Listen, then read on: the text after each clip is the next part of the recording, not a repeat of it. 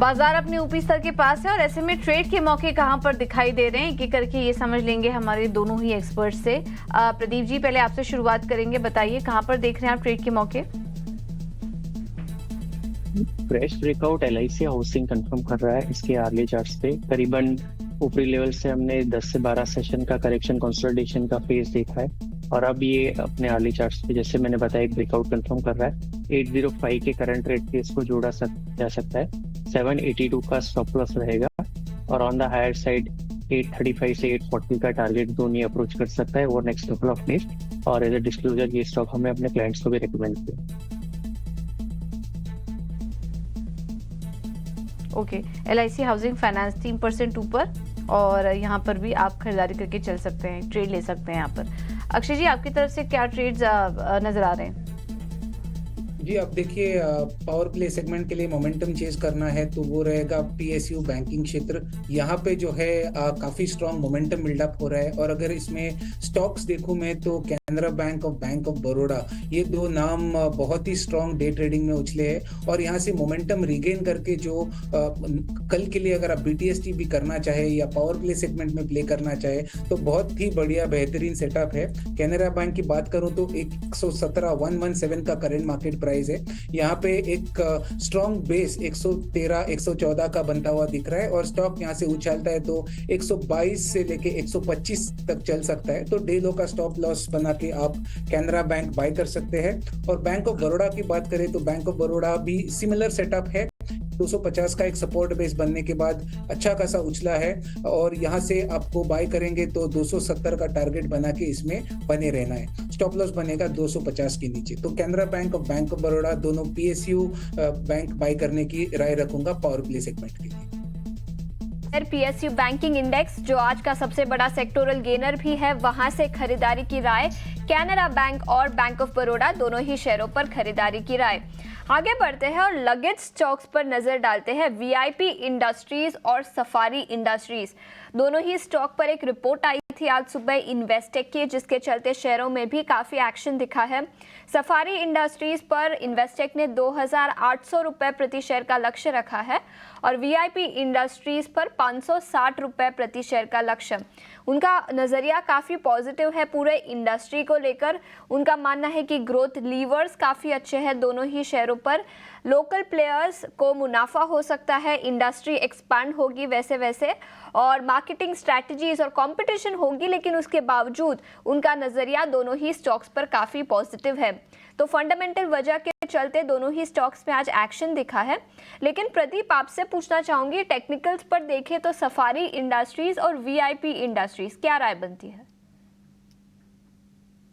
दोनों ही luggage space से belong करते हैं पर दोनों का जो परफॉर्मेंस है पिछले 1.5 साल में टोटली डायमेट्रिकली ऑपोजिट है।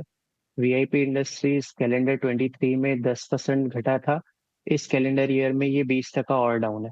अब इस मेजर फॉल और अंडर परफॉर्मेंस के बाद स्टॉक अपने major long term moving averages को अप्रोच करके वहां से रिबाउंड हो रहा है और ये मैं 100 मंथ मूविंग एवरेज की बात कर रहा हूँ जहां से यूजुअली स्टॉक बड़ा बॉटम बनाते हैं।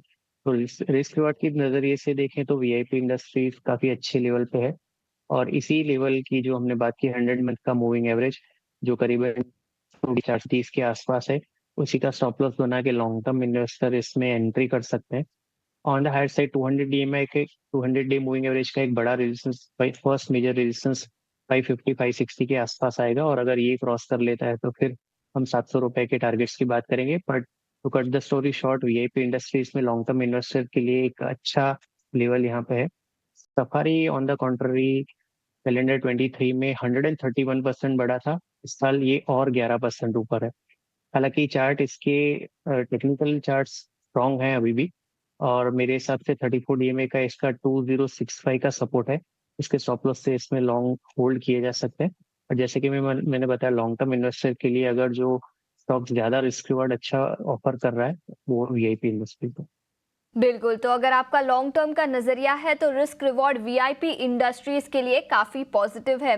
ये बात करते हैं कुछ अर्निंग्स की और कल बजाज ऑटो के पहली तिमाही के नतीजे आने वाले हैं। नंबर्स कैसे रह सकते हैं बताने के लिए सृष्टि शर्मा हमारे साथ जुड़ी हैं। सृष्टि, बताइए बजाज ऑटो के नंबर्स, क्या कुछ इंपॉर्टेंट रहेगा नंबर्स में? तो इस बार अच्छे नतीजों की उम्मीद की जा रही है बजाज ऑटो से, क्योंकि अगर हम देखें तो साल दर साल कंपनी की जो कुल वॉल्यूम्स हैं उसमें 7% का इजाफा हुआ है और साथ ही कंपनी ने कई सारे सेगमेंट्स में प्राइस हाइक्स भी लिए हैं। पर अगर Q1 की बात करें तो स्पेसिफिकली इनका प्रोडक्ट मिक्स जो है बेहतर होते हुए दिखा है। जो 100 सीसी की बाइक्स हैं उनका कॉन्ट्रीब्यूशन थोड़ा सा कम रहा है, 2 व्हीलर्स का कॉन्ट्रीब्यूशन बढ़ा है और ये सभी फैक्टर्स जो है कंपनी के नंबर्स को भी जो है सपोर्ट करेंगे पूरी तरीके से। अगर कंपनी की आय की बात करें तो यहाँ पे तिमाही दर तिमाही 2% के इजाफे की हम उम्मीद कर रहे हैं, 11,724 करोड़ ये आंकड़ा आ सकता है। वहीं अगर EBITDA की बात करें तो लगभग सपाट पर पॉजिटिव नंबर ही रह सकता है 2,330 करोड़ के आसपास और मार्जिन्स भी तिमाही दर तिमाही लगभग सपाट रह सकते हैं, 19.9% हमारी उम्मीद है। आखिरी में मुनाफे की बात करें तो 19,028 करोड़ हम उम्मीद लगा रहे हैं कि कंपनी का मुनाफा आएगा। पर अगर देखा जाए तो कंपनी ने जी हाँ प्राइस हाइक्स ली हैं और साथ ही साथ जो इनके रॉ मटेरियल कॉस्ट है उसमें थोड़ी सी कमी आने के चलते जो है इनके मार्जिन्स को सपोर्ट मिलेगा। पर ख़ास तौर से कंपनी की कमेंट्री पर नज़र ज़रूर रखनी है, क्योंकि जो इनके CNG बाइक लॉन्च है उसको लेकर काफ़ी एक्साइटमेंट था। तो अर्निंग्स कॉल में कंपनी क्या कुछ नंबर्स बताती है कि अब तक कितनी बुकिंग्स आ चुकी हैं उसकी और आगे के लिए क्या इनके एक्सपेंशन प्लान्स हैं, कितनी जगहों पे वो उसको जल्द से जल्द अवेलेबल कराएंगे, इस पे खास नज़र रहेगी। साथ ही इलेक्ट्रिक सेगमेंट में जो है कंपनी एक्सपेंशन स्प्री पे अपनी डीलरशिप्स के उसको लेकर क्या कुछ अपडेट्स हैं उस पर भी हमारी खासी नज़र रहेगी और ओवरऑल डिमांड आउटलुक क्या वो शेयर करते हैं इस पे भी हमें देखना होगा। तो अच्छे ही नतीजों की उम्मीद है बजाज ऑटो से, पर कमेंट्री पर खास नज़र रखिए। बिल्कुल, बहुत बहुत शुक्रिया सृष्टि आपका ये पूरा अपडेट देने के लिए। तो बजाज ऑटो के नंबर्स अच्छे रहने का अनुमान है। EBITDA 19.3% बढ़ सकता है, मार्जिन में भी बढ़त हो सकती है और मुनाफे और आय के फ्रंट पर भी नंबर्स अच्छे ही दिखाई दे रहे हैं। बजाज ऑटो आज दिन के ट्रेड में देखें तो करीब नतीजों के पहले करीब 2.5% ऊपर कारोबार भी कर रहा है और अभी थोड़ी देर पहले इसमें आपको ऑप्शन की रणनीति भी सुझाई गई थी। नतीजों के पहले वो ट्रेड आप ले सकते हैं। एक बार बजाज ऑटो पर राय ले लेते हैं। अक्षय जी, क्या सलाह देंगे आप? बजाज ऑटो नंबर्स के पहले क्या कोई रणनीति, कोई ट्रेड लेना चाहिए या फिर अवॉइड करें, पहले नंबर्स का वेट करेंगे आप?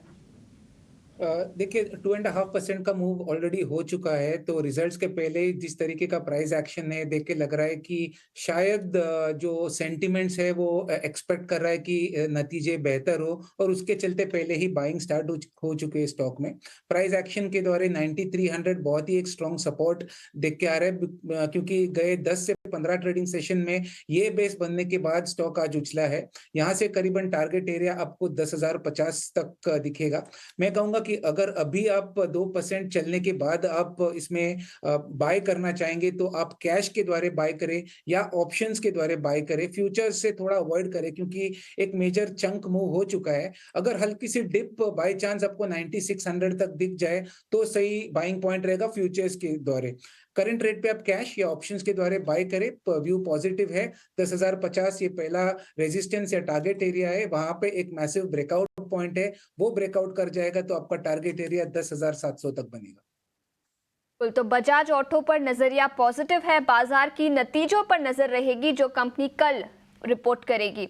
आगे बढ़ते हैं और फार्मा सेक्टर पर नजर डालते हैं। याद रखें Nifty pharma index all time high levels पर है आज के ट्रेडिंग सेशन में। ईयर टू डेट बेसिस पर देखें तो करीब 24% की तेजी और पिछले एक साल में करीब 50% की तेजी इस इंडेक्स पर दिखी है। आज की ट्रेडिंग सेशन में कुछ ज्यादा ही अपमूव दिखा है और इसके पीछे वजह भी है। यूएस मार्केट में तेजी दिखी है और बाकी क्या वजह है ये बताने के लिए हमारे साथ अब शरद जुड़ चुके हैं जो हमें बताएंगे फार्मा सेक्टर में तेजी क्यों दिखाई दे रही है। शरद बताएं। जी बिल्कुल, निफ्टी फार्मा इंडेक्स जो है अपने ऑल टाइम हाई लेवल्स को टच किए हैं और इस साल 24% ये इंडेक्स भागा है और एक साल की बात करें तो 48% में ग्रोथ आई है। लेकिन क्या अहम ट्रिगर्स है फार्मा स्पेस के, उसके बारे में बात करूंगा, जहां पे एक सुपीरियर यूएस मार्केट की ग्रोथ देखने मिली और एक डबल डिजिट ग्रोथ एक्सपेक्टेड है पहले तिमाही में। इसके अलावा रॉ मटेरियल प्राइसेस में गिरावट के कारण मार्जिन बढ़ सकता है और भारत के जो प्रोजेक्ट्स है, जो डोमेस्टिक मार्केट है, वहाँ पे उन्होंने प्राइस हाइक्स भी ली है। क्रैम्प सेगमेंट में भी जो है एक बुलिश नज़रिया देखने मिल रहा है। आज बहुत सारे अहम न्यूज़ फ्लोज फार्मा सेगमेंट से आ रहे हैं। सबसे पहले औरोबिंदो फार्मा को लेते हैं, जहां पे 18 जुलाई को उनकी बोर्ड मीट होगी शेयर बायबैक के लिए। याद रखिए ये पहला शेयर बायबैक होने वाला है पिरामल फार्मा को देखें पॉजिटिव न्यूज़ फ्लो है, 0 फॉर्म 483 ऑब्जर्वेशंस आई है यूएसएफडीए के इंस्पेक्शन उनके अहमदाबाद फैसिलिटी को लेकर। वही सिप्ला की बात करें तो यहाँ पे उनको वॉलंटरी एक्शन इनिशिएटेड मिला है महाराष्ट्र प्लांट्स के लिए। लुपिन को भी 0 ऑब्जर्वेशंस आए हैं यूएसएफडीए द्वारा गुजरात प्लांट में। और आखिर में एलेंबिक फार्मा की बात करें जहाँ पे उनको ANDA अप्रूवल आ गया है यूएसएफडीए से अपनी ब्लड प्रेशर ड्रग के लिए। तो आज बहुत सारे न्यूज़ फ्लोज फार्मा स्पेस में आ रहे हैं, हमने आपको ट्रिगर्स बता दिए, लेकिन वैल्यूएशंस कैसा बैठ रहा है वो देखते हैं। 12 मंथ फॉरवर्ड पी के रेशियो पे सन फार्मा 33 गुना पे ट्रेड कर रहा है। वही सिप्ला डिविस लैब्स जो है यहाँ पे थोड़ी सी चेंजेस है, सिप्ला का लगभग 26 टाइम का, डिविस लैब्स का इससे भी डबल है 55 टाइम्स का है। वही जाइडस लाइफ, डॉक्टर रेडी ये 20 to 28 टाइम्स पी पे ट्रेड कर रहे हैं और टोरेंट फार्मा हायर साइड में 46 टाइम्स पे। शुक्रिया पूरी डिटेल्स लेकर हमारे साथ जुड़ने के लिए। तो यूएस मार्केट का नजरिया काफी पॉजिटिव है, मार्जिन एक्सपैंड हो सकते हैं और डोमेस्टिक प्राइस हाइक्स के चलते भी डोमेस्टिक कंपनियों को फायदा हो सकता है। इसी पर एक राय भी ले लेते हैं निफ्टी फार्मा इंडेक्स पर। अक्षय, आपसे पूछना चाहूंगी निफ्टी फार्मा इंडेक्स पर तो राय दीजिए ही, उसी के साथ साथ औरोबिंदो फार्मा पर भी राय दीजिए जो सबसे बड़ा गेनर है निफ्टी फार्मा इंडेक्स में। Board of directors buyback consider करेंगे 18 जुलाई को, तो उसके पहले प्राइस एक्शन कैसा दिखाई दे सकता है इस स्टॉक पर? जी, सबसे पहले अगर फार्मा इंडेक्स की बात करूं तो ऑल टाइम हाई के स्तर पे चल रहा है और निफ्टी फार्मा इंडेक्स 20,880 का करंट मार्केट प्राइस है। और अगर आप इसकी चाल देखें तो गए ऑलमोस्ट एक साल में बहुत ही बढ़िया बढ़त है, ऑलमोस्ट मैं कहूँगा 30 to 40% का ग्रोथ ओवरऑल देखने को मिला है ये क्षेत्र में। और एक हल्की सी मोमेंटम की जो डलनेस थी उसके बाद ये सेक्टर ने वापस वो मोमेंटम का दौर रिगेन करा है। तो यहाँ पे सबसे पहले अगर मैं व्यू बनाना चाहूँ तो और बढ़त बाकी है, शायद यहाँ से और 3 to 4% की अपसाइड देखने को मिले जल्दी निफ्टी फार्मा क्षेत्र में। और औरोबिंदो फार्मा की बात करूं मैं यहाँ पे, तो औरोबिंदो फार्मा तो अपने जैसे न्यूज का जिक्र किया कि बोर्ड की बैठक है 18th ऑफ दिस मंथ, तो उसके चलते आज एक ओपनिंग पॉजिटिव रहा, उसके बाद एक बढ़िया मोमेंटम इंट्राडे ट्रेडिंग में देखने को मिला। पर कहीं ना कहीं मैं कहूंगा कि अभी एक इवेंट के चलते थोड़ी सी इसमें रोक टोक जरूर दिखेगी। स्टॉक गिरेगा नहीं पर ज्यादा यहाँ से बढ़ेगा भी नहीं। तो मैं कहूंगा कि यहाँ पे जिनके पास है ऑलरेडी शेयर उनको बने रहना है, 1300 के नीचे स्टॉप लॉस बनेगा। और जो जिन्हें नई खरीदारी करनी है वो थोड़ी सी जल्दबाजी ना करे। अगर 1350 1325 के लेवल आपको दिख जाए तभी आपको इनको बाय करना है, क्योंकि मेरे हिसाब से अगर बायबैक का न्यूज है तो बायबैक का रेट देखने के बाद ही आप ये स्टॉक में नई एंट्री ले। फिलहाल 1300 के स्टॉप लॉस से बने रहे, व्यू पॉजिटिव है, पर अगले 3-4 दिन में यहाँ से तो ज्यादा कुछ मेजर एक्शन होते हुए मुझे नहीं दिख रहा है औरोबिंदो फार्मा में।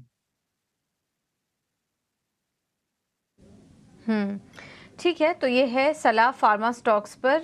निफ्टी फार्मा अपने ऊपरी स्तर पर कारोबार कर रहा है और ये कुछ स्टॉक्स हैं जहां पर की शानदार तेजी नजर आ रही है। मार्केट